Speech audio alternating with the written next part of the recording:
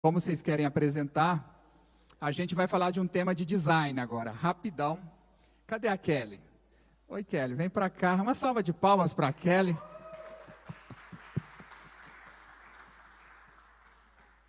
A Kelly é a nossa arquiteta. Bem-vinda, Kelly. Obrigada. A Kelly é a nossa arquiteta mentorada também. É lá do Mato Grosso do Sul. E a Kelly tem um traço muito bom, muito fino, sabe, para a área de arquitetura. Ela desenha hotéis, ela estudou não só arquitetura, mas estudou turismo também. E o hotel, igual eu falei para vocês no começo, ele tem que ter design. Você compra tudo pelo design. Você compra carro, casa, você compra peças de decoração. O cliente também ele compra esse design. O hotel que tem mais design é o hotel que você vai vender com mais valor agregado. E qual que é o papel da Kelly aqui? Ela vai passar para vocês, né, como a arquitetura pode ajudar nesse envelope, para você poder criar valor do seu hotel. Fechou? Bem-vinda, Kelly. Obrigada. Boa tarde. Eita, que o povo comeu pelo menos, né? Eu falei, ainda bem que vocês tiveram um tempinho de almoçar. Vamos lá, gente. Eu espero hoje conseguir acrescentar bastante para o negócio de vocês.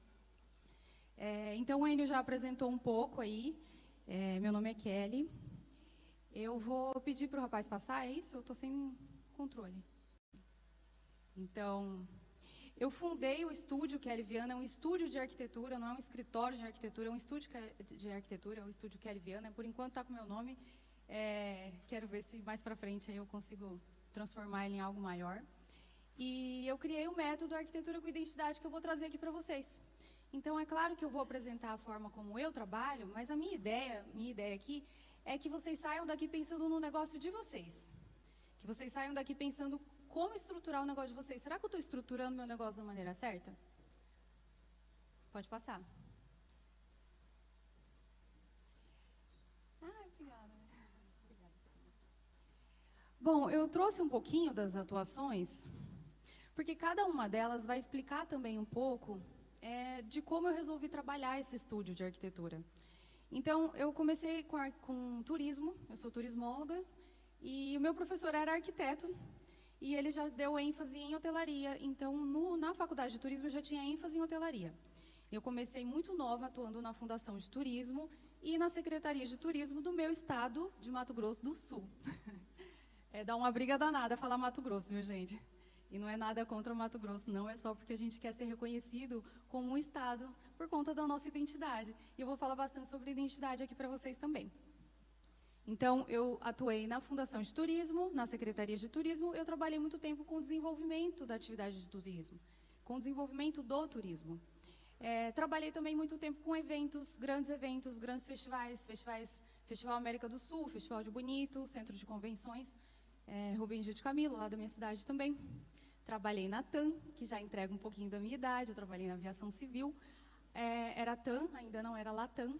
Ali eu aprendi um pouco sobre excelência no atendimento ao cliente.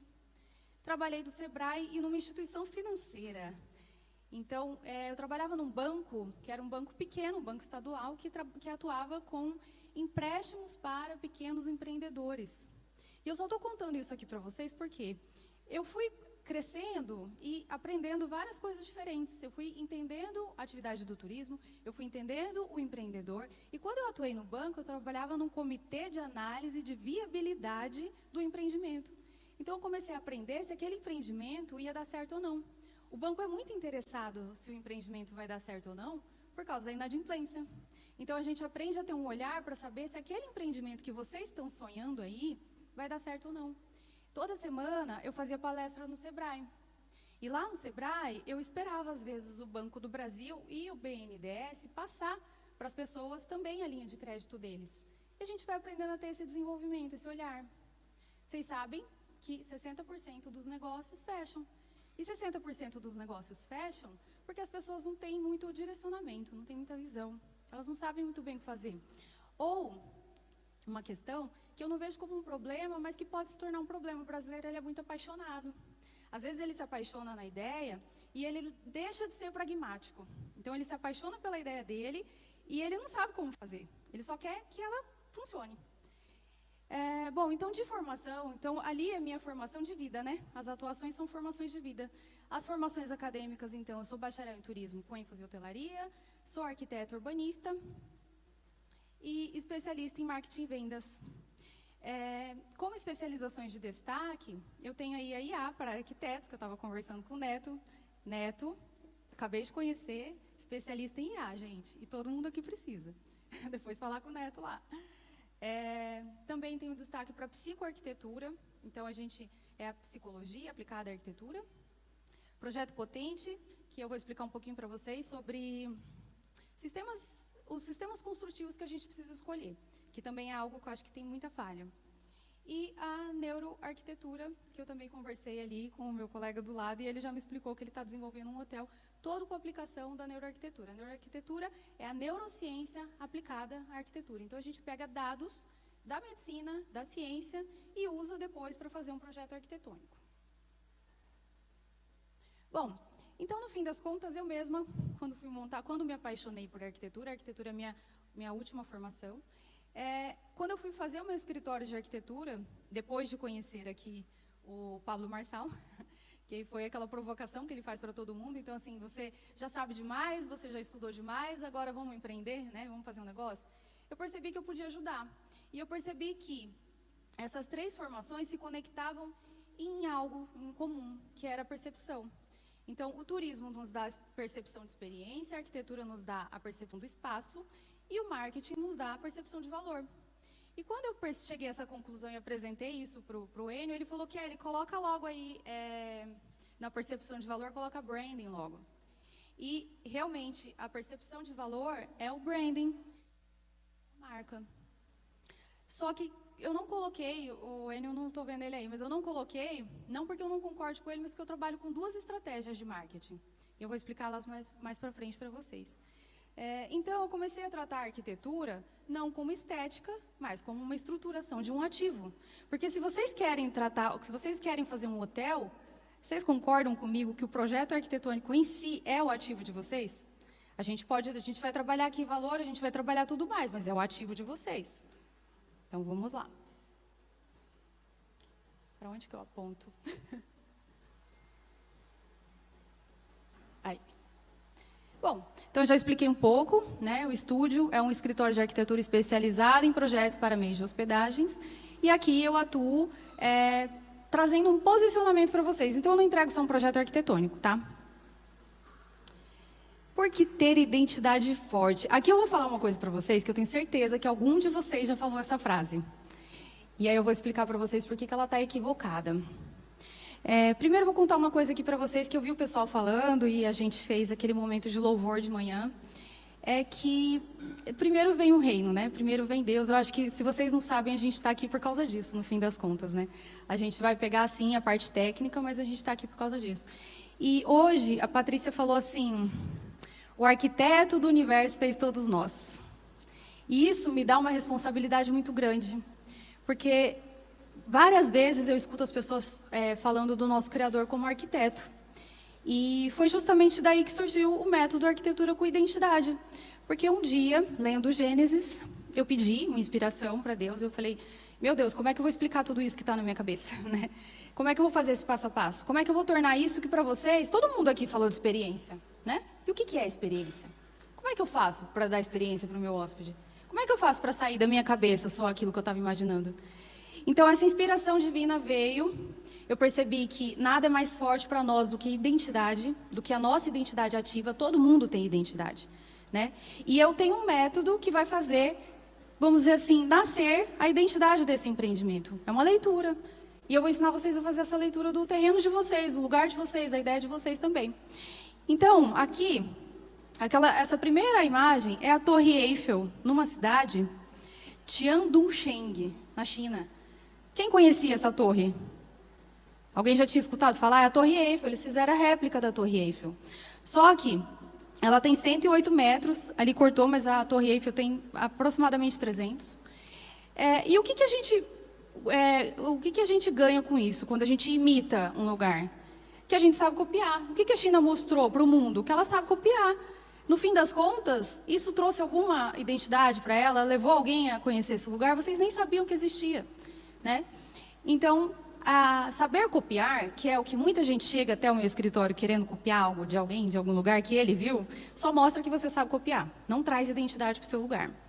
Outra coisa que a gente fala, Caribe brasileiro. Quem nunca falou? Eu já falei. Todo mundo acho que já falou. Por quê? O Caribe trabalhou a identidade dele tão forte que o Caribe, para a gente, é sinônimo de paraíso. Quando eu quero me referir a paraíso, que é Maragogi, eu falo Caribe brasileiro. Ah, mas tem problema? Tem. Porque o nome próprio é um dos nossos principais ativos. Todo mundo aqui conhece o Pablo Marçal, não conhece? O Pablo Marçal, eu acompanho ele há muitos anos, sou aluna dele. E eu já vi em alguns momentos na plateia alguém levantar e falar, é o Tony Robbins do Brasil. E ele corrige, porque ele sabe que o nome próprio dele é um dos ativos mais fortes que ele tem. Quando a gente fala que o Caribe brasileiro, a gente não está promovendo o Maragogi, a gente está promovendo o Caribe. E a gente tem que se corrigir, a gente tem que tomar esse cuidado. Dubai brasileiro é a mesma coisa. Ser o novo de alguém é abrir mão de ser o único. Dubai só é o que é, gente, por uma estratégia de marketing. Eu acabei de conhecer uma marqueteira ali. É uma estratégia de marketing, é uma estratégia de vendas. Porque Dubai, se tivesse a riqueza que a gente tem, que a gente cospe no chão e nasce alguma coisa, ele não teria partido para o high-tech. Quando você fala que é Dubai brasileiro, o que você quer dizer é que Camboriú é a high-tech brasileira. Só que Dubai trabalhou tão bem a identidade deles que a gente vê Dubai como sinônimo de high-tech. E a Europa brasileira, quando a gente está falando de Gramado. E aí eu coloco que a força está na origem e não na referência. Por que Gramado tem aquela cara de Europa? Por causa da nossa colonização, isso faz parte da nossa história. A gente tem colonização europeia, mas isso faz parte da nossa história, porque com toda certeza a arquitetura de lá não é igual. A arquitetura da Europa lembra, porque eles são brasileiros que têm origem europeia. Bom, então vamos lá. Só fazendo então assim, vamos alinhar aí nosso pensamento, né? Por que a gente está vivendo na era da experiência? Tá, a gente está vivendo na era da experiência, todo mundo já entendeu, mas por que a gente está vivendo nessa era? Aqui em 2026, a gente está sofrendo as consequências ainda da pandemia. Todo mundo mudou depois da pandemia. Todo o mundo mudou depois da pandemia, né? Todos nós mudamos e o mundo todo mudou. Então, 2019 foi pandemia. De 2020 a 2021, a gente teve um isolamento obrigatório, forçado. Lá em 2022, a gente teve uma retomada, um aumento dessa demanda, né? As pessoas estavam enclausuradas, elas queriam mais ainda viajar, porque toda vez que a gente é impedido de fazer algo, a gente quer mais ainda fazer. E em 2023, as pessoas começaram a se importar com a saúde. Eu treino já faz alguns anos, desde 2012 que eu peguei firme para treinar. Eu nunca vi as academias tão cheias. Vocês estão percebendo isso? As pessoas estão cuidando da alimentação, as pessoas estão correndo nos parques, as pessoas estão se importando mais com o wellness. E tudo isso veio como consequência dessa pandemia. As pessoas viram as pessoas queridas morrerem, né? E geralmente, eu não tenho esse dado, mas acho que todos vocês ouviram falar, as pessoas que tinham comorbidades foram as que mais sofreram os efeitos. E então, 2024 e 2025, a gente começou a viajar como vivência única, como valorização de cultura local, como wellness, como profissionalização das hospedagens. Profissionalização das hospedagens. Airbnb mudou completamente a nossa forma de hospedar. Então, quem teve Airbnb lá em 2020, pegava a própria casa e oferecia. Hoje a gente tem prédios e mais prédios nascendo já como estúdios de Airbnb. Quem está trabalhando com Airbnb hoje tem que ser profissional. Não cabe mais aquele amadorismo. E qual que é o problema? O problema, você está vendo essa foto? É o quarto cinza que eu chamo. Tem alguma coisa errada com esse quarto? Não, ele é bonito. Mas aonde ele está? A gente não sabe. Ele não tem identidade, ele pode estar em qualquer lugar do mundo. Ele é cinza. Então, o que acontece? Quando a gente faz uma arquitetura isolada, desconectada com o local, baseada em referência copiada, porque todo mundo sabe copiar. E hoje com a IA, né, Neto? Todo mundo vira arquiteto, né? Então, ele não tem posicionamento claro, ele não tem narrativa, tudo isso que vocês escutaram aqui antes de mim. Tem que ter posicionamento, tem que ter narrativa, não tem, né? Qual que é a história que esse quarto está contando? Então, inevitavelmente, o hóspede passa a optar pelo preço, porque os quartos são iguais, né? Se eu tenho um quarto que é igual ao outro, eu vou no mais barato. Acho que todo mundo aqui, né? Então, esse é um problema que a gente vai combater agora. Sintomas de um projeto ruim. Então, para pensar no projeto de vocês e veja se vocês estão com algum desses sintomas. Falta de estratégia. Ou seja, você improvisa, você não tem conceito e você cresce sem direção. Desconexão com o lugar. Ignora clima, ignora cultura, ignora referências. Eu vou falar mais um pouco sobre isso. Fragilidade de valor. Ele fica impessoal, superficial e compete por preço. Quando eu pedi para Deus aquela inspiração, lendo Gênesis, Ele me deu. E aí o que eu vi ali foi o seguinte: Deus fez primeiro a natureza e depois o homem, né? E Ele fez um homem, que é um corpo, completamente adaptado a essa natureza. Tudo em nós está em troca com o ambiente natural. Tudo. A nossa visão, nossa pele, a nossa respiração. Tudo está em troca com o ambiente natural. E por que quando a gente vai fazer um projeto arquitetônico, a gente ignora o clima e a gente ignora essa natureza? Ah, não, mas eu fiz com vidro, com a paisagem está toda aberta. Não é assim que funciona. Sabe? Porque se Deus fizesse se a nossa pele não fosse da forma como ela é, ela não ia se comportar da forma como ela se comporta no ambiente natural. E é a mesma coisa no projeto arquitetônico. Exatamente a mesma coisa. Então, por que tantos projetos parecem iguais? Porque a arquitetura sem estratégia vira decoração. Bom, então agora eu vou falar como nós trabalhamos e como eu gostaria que vocês pensassem o negócio de vocês. Se vocês já estiverem num passo avançado, volta um passo, repensa. Dá para refazer algumas coisas, dá para repensar algumas coisas. Hoje no escritório eu tenho 3 serviços. E esses serviços foram esses 20 anos trabalhando com turismo, com banco, com empreendedores. E eu aprendi também muito com os meus clientes, o que eles realmente precisavam. Então, por isso que eu dividi em 3 serviços, porque depende do momento de cada um. Origem, forma e expansão. Quando vocês vão ao escritório de arquitetura, vocês vão atrás da forma, que eu vou também explicar para vocês como pensar um bom projeto arquitetônico ou como cobrar do arquiteto de vocês isso, né? Tem que saber, a gente tem que saber um pouquinho de tudo quando a gente empreende. A origem define como vai ser o produto, a forma, então, transforma esse conceito em experiência e a expansão é a estruturação do crescimento. Esse gráfico, ele mostra exatamente qual que é a ideia que eu preciso de vocês, que eu vou entregar para vocês. Então, origem, eu vou entregar 4 documentos. Eu vou entregar para vocês a identidade estratégica, a identidade natural, a identidade humana e, por fim, a identidade conceitual. Eu vou fechar um conceito.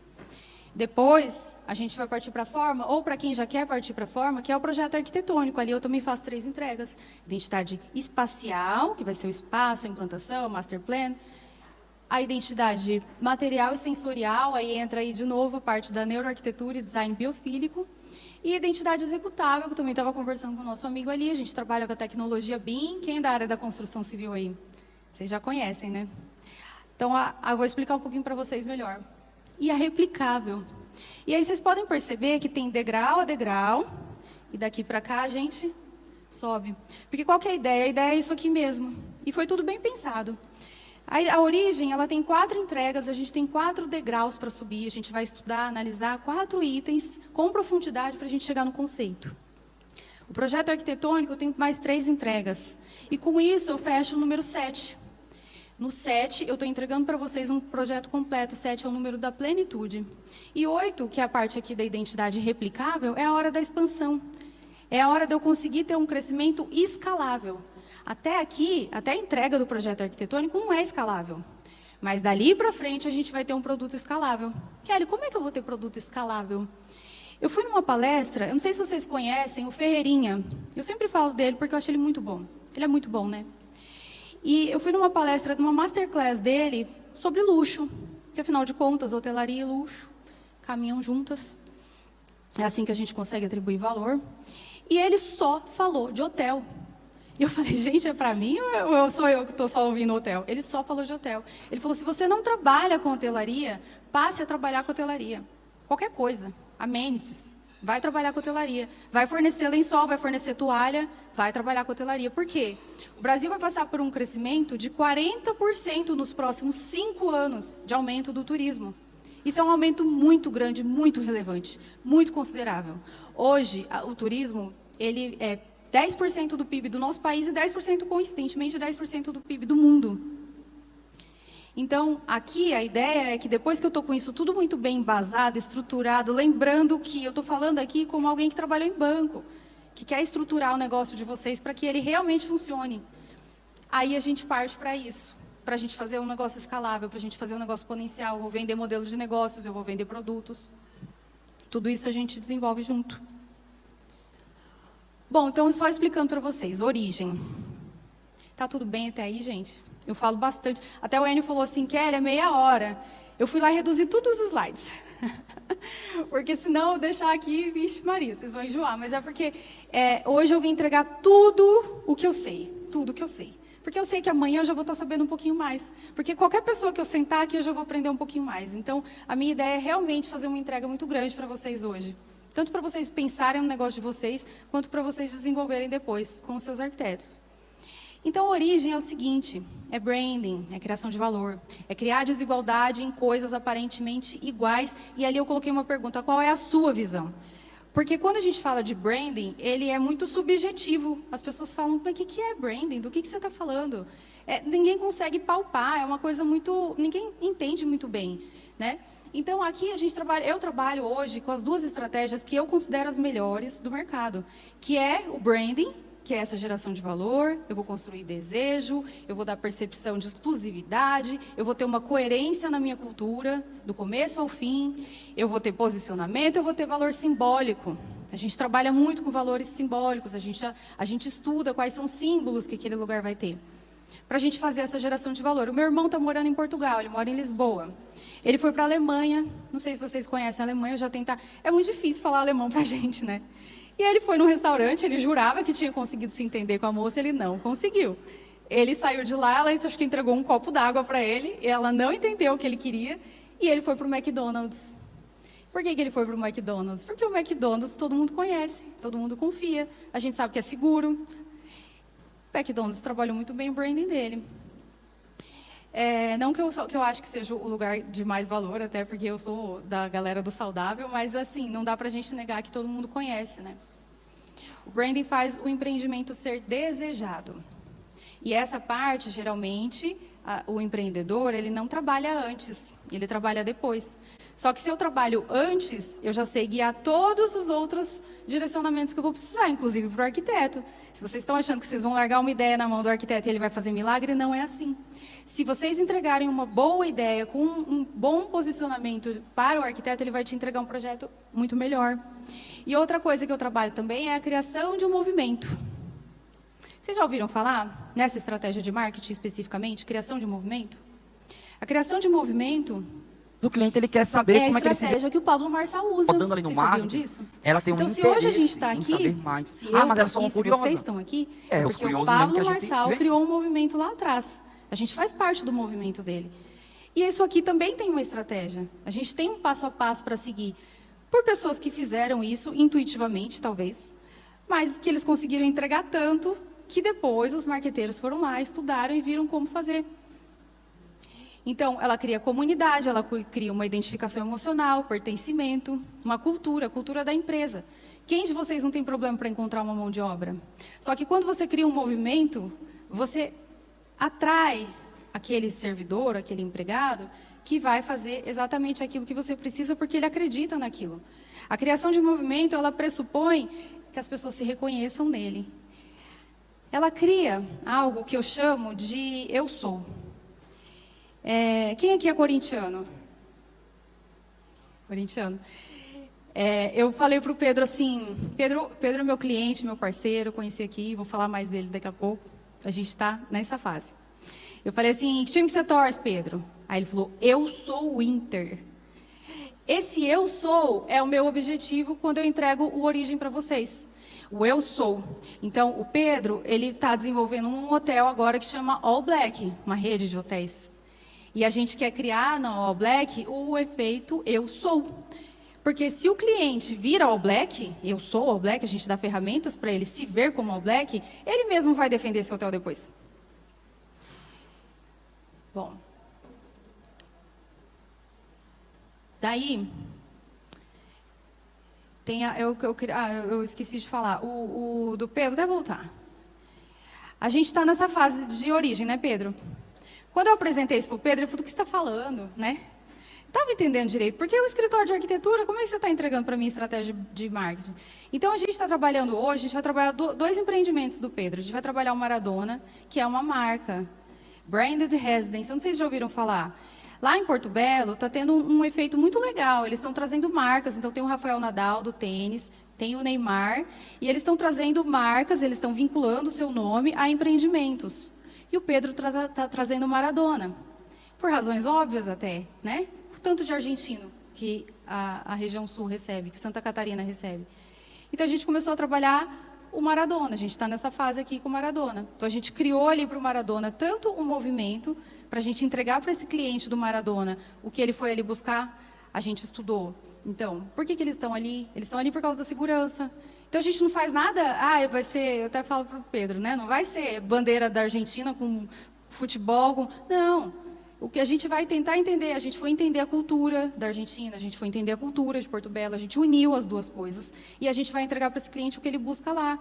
E aí a gente fez uma pesquisa e a gente descobriu que o argentino vai para Santa Catarina também por causa da proximidade, mas por causa da segurança. Então eu vou oferecer para esse empreendimento a segurança. A gente estudou também que lá na Argentina eles gostam muito de praças, de parques, eles gostam de ficar juntos. A gente vai trazer isso para o escritório de arquitetura trabalhar. Então, a gente vai fazer ali gentilezas urbanas, não sei se vocês já ouviram falar. Então, gentileza urbana é trazer algo para o público, para o urbanismo, não só para o empreendimento. Ali, o Pedro me apresentou um terreno que eu verifiquei que tinha uma conformação em letra D. A letra D também é o formato do estádio de futebol Boca Juniors, que é o estádio do coração do Maradona. Vocês percebem o tanto de história que eu estou contando para vocês? Então, quando a gente está falando de narrativa, eu vou inventar uma história? Não, essa história ela tem fundamento. Então, a gente vai conseguir levar para o escritório de arquitetura um projeto que vai ter a letra D, que daí eu vou contar que era o time de coração do Maradona, e o cara que vai comprar isso, ele vai falar, ele vai começando a se interessar. Olha, eu moro no empreendimento do Maradona, que tem o formato de letra D, que é o mesmo formato do Boca Juniors. Então, assim, a gente vai tendo uma narrativa real. E a outra coisa que eu vi lá é que o terreno permitia, porque às vezes não permite. Não é só enfiar um formato dentro de um terreno e contar uma história. Ali eu vi que a ventilação predominante é a leste. Eu vou pegar esse vento, ele vai passar e vai me jogar para o oeste, que é onde tem mais calor, porque é onde fica o pôr do sol. Então, tudo isso a gente faz esse estudo para vocês. Eu vou explicar um pouco mais sobre o clima daqui a pouco. Aqui. Então, aí é o outro documento que eu entrego, são 8 passos, tá? A gente está no 2, mas eu prometo que os próximos vão ser mais rápidos. A gente está no 2, e aqui eu vou apresentar para vocês que são construtores, alguém já tinha apresentado para vocês esse mapa? Esse mapa é das zonas bioclimáticas do nosso país. Sem ele, o projeto arquitetônico não é eficiente. Mas não é eficiente, a gente precisa estudar isso aqui. E você pode ver que ele não é dos 6 biomas do nosso país, ele também não é da geopolítica do nosso país.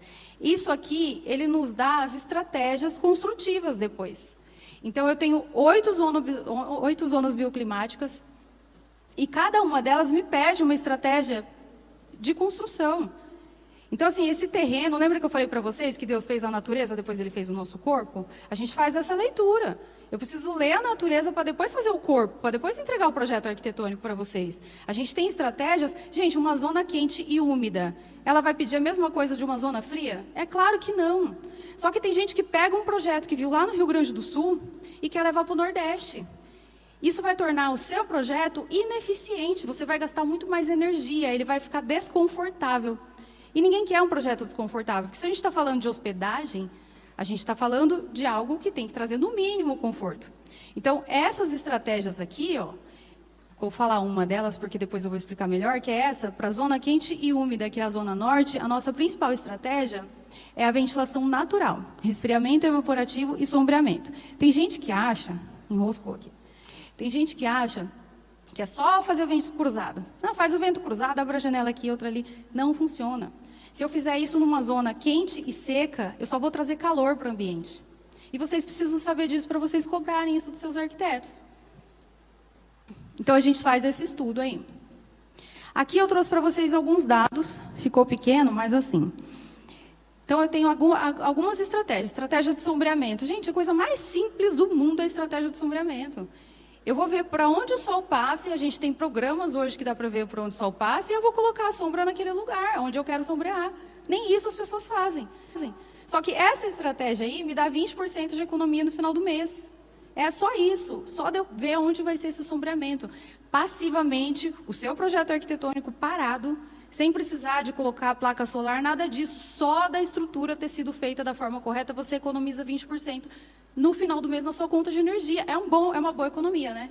Então, assim, só de pensar no projeto da forma correta.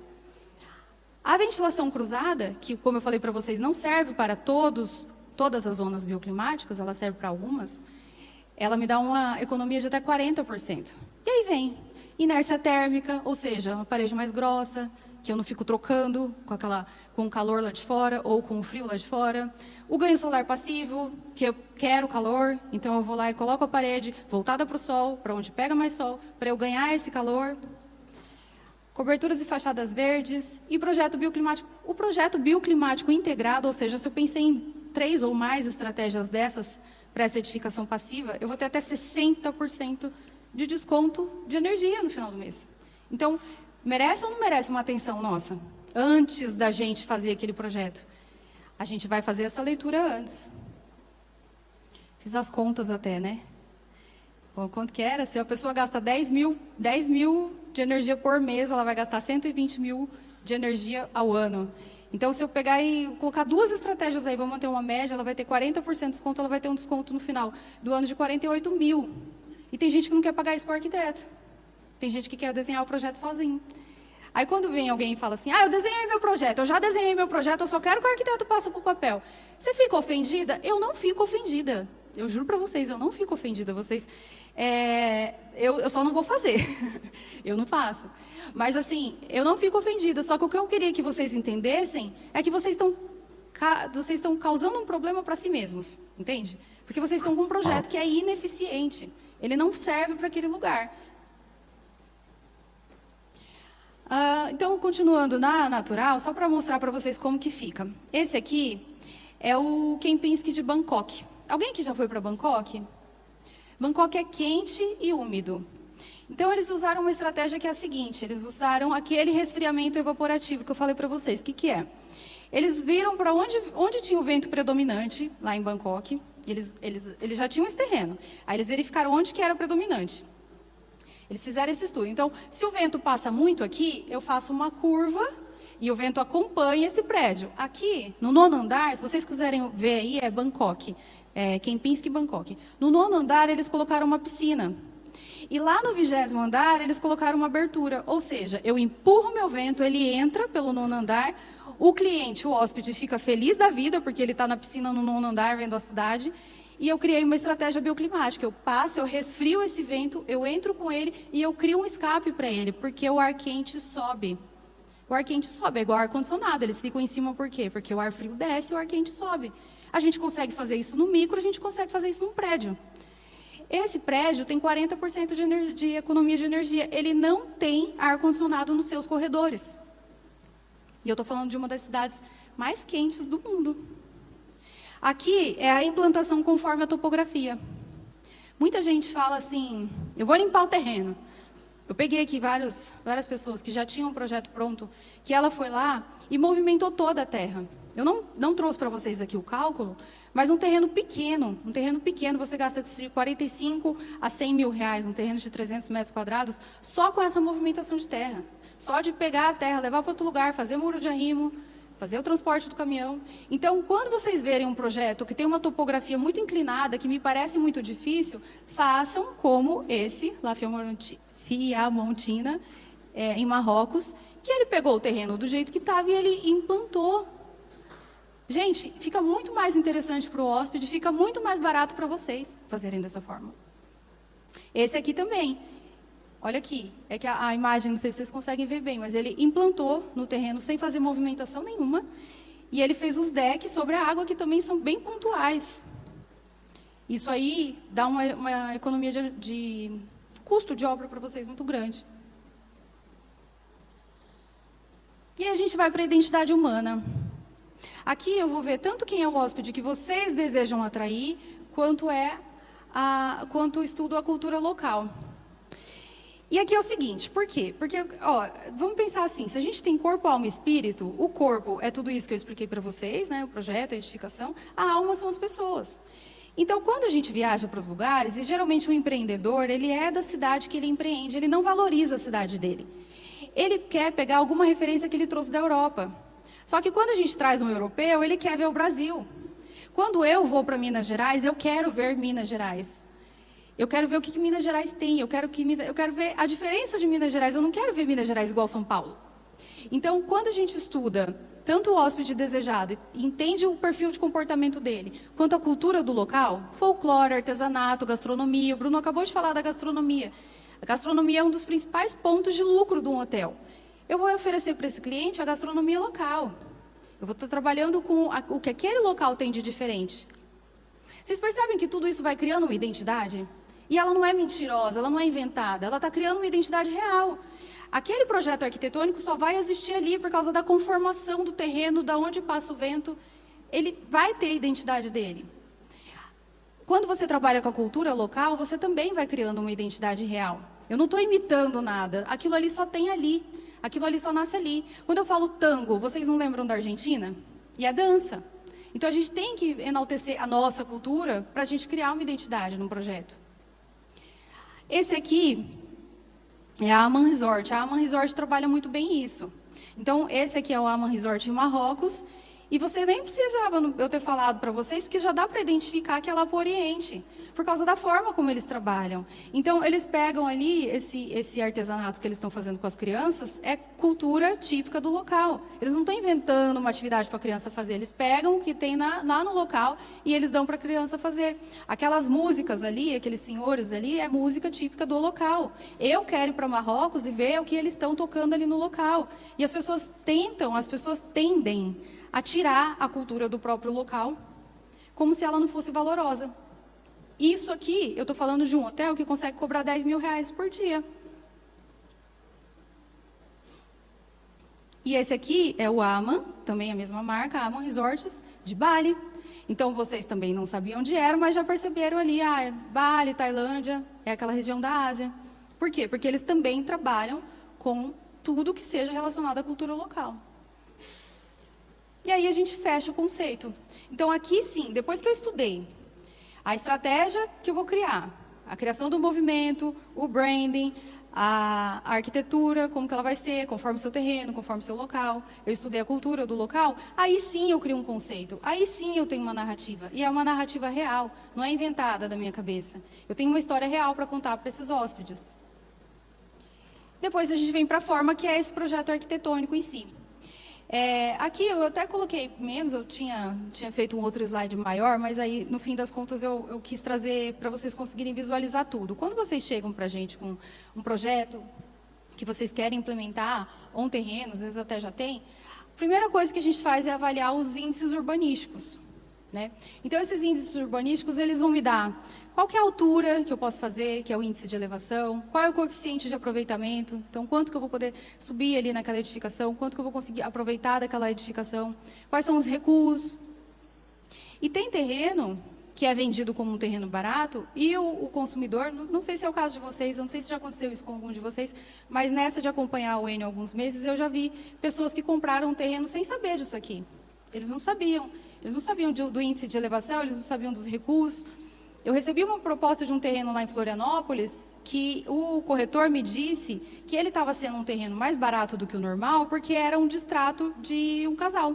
E quando eu entrei nesses índices urbanísticos, lá era um terreno de 600 metros quadrados, que podia ser construído 37 metros quadrados. Ele estava numa área de preservação. Então, tem muitas pessoas que nem conhecem isso aqui quando vão comprar um terreno. Então, não é só a localização, não é só ver se ele tem uma vista bonita, vocês têm que saber que existe. Isso é lei. Aí vem a implantação. Então, como que a gente vai organizar esse espaço? A gente já definiu ali, né, qual que vai ser a estratégia bioclimática, a gente já viu aqui nessa legislação como que ele pode ser de fato implantado nesse terreno, e aí a gente vem para essa parte de implantação, a gente vai para a parte do master plan, que é uma parte extremamente importante e que tem muita gente que pula. Tem gente que chega para mim com um projeto pronto da cabeça dela, completamente da cabeça dela. Só que ela não entende de operação hoteleira. E a operação hoteleira, ela não está em muitas leis, sabia? Ela não está. A operação hoteleira, ela está de boas práticas. Então, chegou para mim um terreno em Águas de Lindóia, que o rapaz tinha 3 andares e ele não tinha nenhuma rouparia. Ele simplesmente não tinha rouparia. Em nenhum andar. Agora, se você reclama da mão de obra, você imagina você contratar uma camareira que vai ter que subir 3 lances de escada com uma trouxa de roupa para subir e para descer. A mão de obra dele vai ser mais complicada ainda. Então, o Master Plan é extremamente importante. É aqui no Master Plan que você vai definir como que você vai acessar o restaurante, que a gente já viu aí, que é um dos setores que mais lucram, onde a gente consegue margem de lucro. Quais vão ser os acessos, como que eu vou separar onde o hóspede vai passar, da onde vai passar o pessoal da limpeza. Outra coisa que eu falo muito, cuida do seu operacional. Porque se a gente está com problema com mão de obra, por que eu vou tornar o lugar que aquela pessoa vai trabalhar hostil? Um lugar que ela não tem um refeitório, um lugar que ela não consegue se trocar, ela não consegue escovar o dente, um lugar que constrange ela. Então, tudo isso a gente já pensa no Master Plan, na operação, como vai ser a operação dessa cozinha. E aí a gente vem para essa organização do espaço. Então, a gente faz essas definições, vem para a organização do espaço e a gente vai trabalhar aí os fluxos, por onde as pessoas vão passar. Se eu estou falando para vocês o tempo todo que a gente está na era da experiência, como que eu vou fazer essa pessoa ter experiência desde a chegada? Essas definições, elas vêm desde a chegada. Eu escolho por onde esse hóspede vai chegar. Eu escolho qual vai ser a primeira vista que ele vai ter. Tudo isso a gente também pensa ali no Master Plan, na implantação. Esse aqui é um estudo da Haunted House, é uma guest house lá em Florianópolis. Ela, quando me procurou, ela tinha esse terreno. Está vendo essa parte amarela aí? Essa parte amarela é porque ela avançou. Ela avançou uma área de APP e ela nem sabia. Então, quando eu fui fazer um estudo para ela, eu trouxe parte desse estudo, assim, mas eu entreguei um relatório bem grande para ela. Porque ela tinha um espaço de eventos, de casamentos. Quem trabalha com espaços de casamentos... mas eu vim aqui atrás da hotelaria. Gente, se você fizer um hotel e não deixar um espaço para casamento, você está perdendo dinheiro, e muito. Praticamente todos os hotéis. Eu não vejo um hotel sem potencial para espaço de casamento, tem que ter. Eu vou falar um pouco mais para vocês sobre a tendência de arquitetura hoteleira. Mas, então, eu expliquei para ela, a gente fez esse estudo. Mostrei para ela, ela já tem esse espaço. Por que ela já tem esse espaço? Porque ele era antigo, era de família. Ela já trabalhava como um hotel ali. E ela começou a fazer casamento de forma espontânea. As pessoas começaram a querer casar lá. E aí ela começou a fazer casamento, ela começou a perceber necessidade, ela queria expandir. Ela pagou um escritório de arquitetura, o escritório de arquitetura estava fazendo tudo que ela estava mandando, sem consultar isso aqui. Aí quando você fala assim, mas eu quero fazer do meu jeito. Gente, não façam do seu jeito. Vai num técnico e entendam. E aí se ele te explicar e você discordar do que ele está explicando, aí tudo bem. Mas ela ia terminar a implantação dela num lugar que é de área proibida, que era de área de preservação. Então, aí eu mostrei para ela aqui qual que era a área que ela de fato podia trabalhar, que é essa área rosa aqui. Aqui eu mostrei para ela o que ela já tinha de área construída. Eu mostrei para ela, a gente faz a pesquisa do CNAE, que é o Código Nacional de Atividade Econômica. Então, assim, pela legislação, você pode implantar hotel aqui. Pela legislação, você pode implantar espaço de eventos aqui. Então, até isso a gente tem que saber na hora da gente fazer o projeto arquitetônico. Então, mostrei para ela o que está de verdinho, você pode usar essa atividade, o que está de vermelho, você não pode usar essa atividade. Mostrei para ela qual que é a área que ela já tinha, o que ela poderia fazer dentro da legislação, sem ela precisar entrar com pedido. Ela poderia entrar com pedido. Dá para a gente entrar e mudar a nossa área, de uma área de preservação permanente para uma área turística, por exemplo. Mas isso demora uns 3 anos. Então, a gente vai trabalhar com a área que ela já tem e depois ela entra com esse pedido. Então, aí vem a parte de, vamos dizer assim, das tendências da arquitetura, né? Esse é o Four Seasons Bangkok. E esse é o Hotel Amares, que fica ali no Nordeste. Quando eu falei para vocês que a gente escolhe qual vai ser a primeira experiência do hóspede. Então, se o hóspede chega e ele já tem essa entrada, já é uma experiência. E aqui eu já estou trabalhando várias coisas. Eu estou trabalhando iluminação, estou trabalhando cores, eu estou trabalhando texturas. Então, a nova hotelaria, né, a gente já falou aí, a gente paga mais pela experiência da hospedagem. A gente vem fazendo isso em formato de vila. Então, hoje os projetos arquitetônicos não são mais aqueles projetos soltos da minha cabeça. Eu estou trazendo uma carinha de casa, porque o Airbnb trouxe isso. O Airbnb trouxe essa cara de casa de novo para as hospedagens. Não é mais só quarto. Eu preciso ter esse ar de respiro, eu preciso sair, eu preciso ter toda essa parte. Eu tenho um lobby aberto e multifuncional. Hoje em dia, eu atendo hóspedes que precisam trabalhar, que precisam socializar. Essa parte de socialização e eventos é porque hoje os lobbies dos hotéis, eles já estão sendo feitos dessa forma. Então, assim, eu preciso ter que o meu lobby, ele não é mais fechado só para o meu hóspede. Eu abro ele para o público, eu abro ele para a cidade. E assim eu consigo, se tiver ali, por exemplo, alimentos e bebidas, ganhar mais.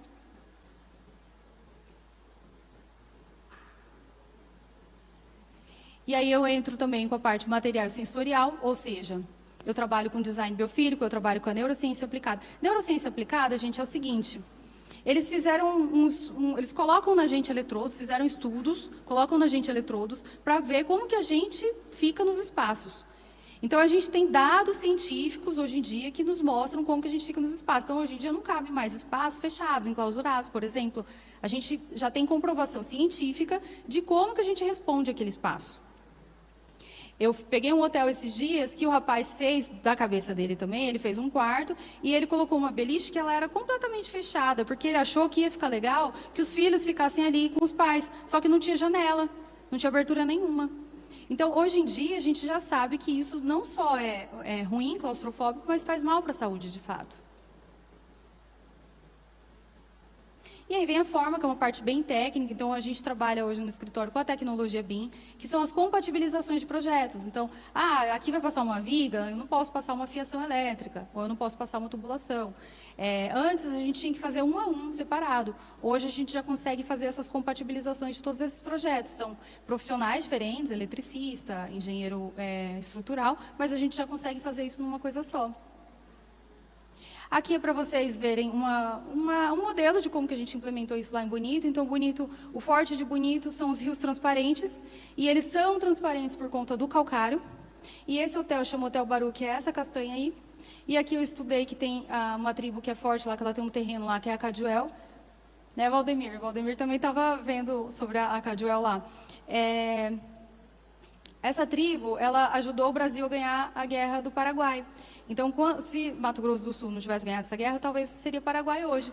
Então, eles ganharam um espaço lá. Então, eles são bem importantes para a cidade. Então, a gente faz todo esse estudo, igual eu falei para vocês. Então, eu estou dando identidade para o meu projeto, mas eu estou dando uma identidade real, fundamentada. Ela tem um porquê. Então, aí a gente fez a fachada, a gente trabalhou com pedras que remetem ao calcário. A gente trabalhou com as cores da castanha baru, que é um marrom bem escuro.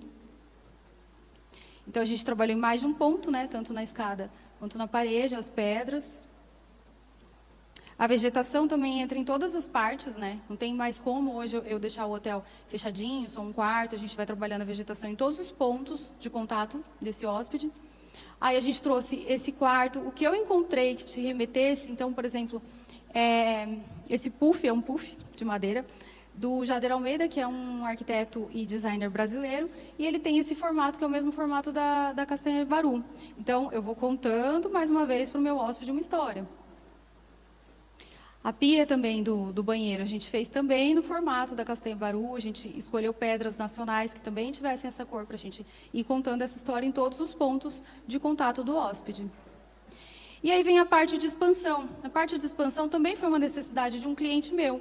Ele tem uma marca que ele queria expandir ela. Como é que eu vou fazer para expandir ela? Então, a gente pode trabalhar, igual eu falei para vocês, expansão aqui não é mais a soma, degrau a degrau. Expansão agora é exponencial, é multiplicação. Então, aqui, a gente consegue estruturar para vocês uma coleção, por exemplo. Esse cliente, ele tem uma marca e ele precisava fazer a venda dela em todos os estados brasileiros. Então, a gente sugeriu para ele fazer uma coleção. A coleção regiões. Então, ele consegue manter a característica de cada região no hotel dele. Então, a pessoa vai lá, naquele hotel, ela vai sentir a diferença. Eu estou no hotel. A gente vai fazer isso com o Pedro também. A ideia é que o All Black expanda. Então, eu estou no All Black região sul, é diferente de eu estar no All Black região norte, região nordeste. A arquitetura é diferente, a história é diferente, a culinária é diferente. Então, aqui a gente estrutura tudo isso.